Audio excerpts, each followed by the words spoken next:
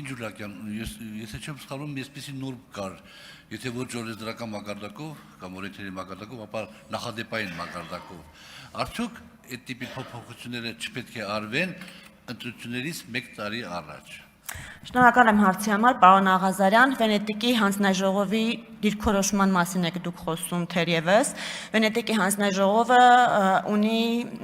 ուղեցույց, որը կոչվում է ընտրական հարցերի լավագույն փորձի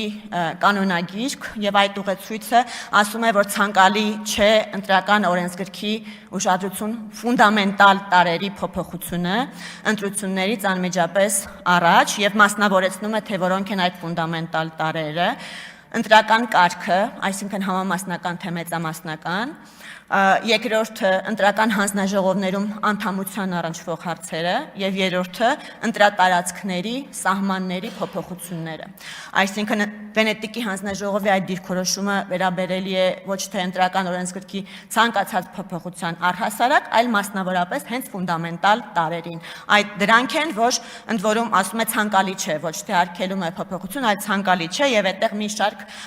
պայմաններ է նախատեսում, թե որ դեպքում կարող են նույնիսկ այդ ֆունդամենտալ տարերը փոփոխության ենթարկվեն։ Ես ուզում եմ ասել, որ մենք այստեղ որևէ գլոբալ փոփոխություն չենք անում եւ խաղի որևէ կանոն չի փոխվում այս նախագծով, ընդամենը հստակեցվում է արդեն գործող կանոնը։ Արձագանք։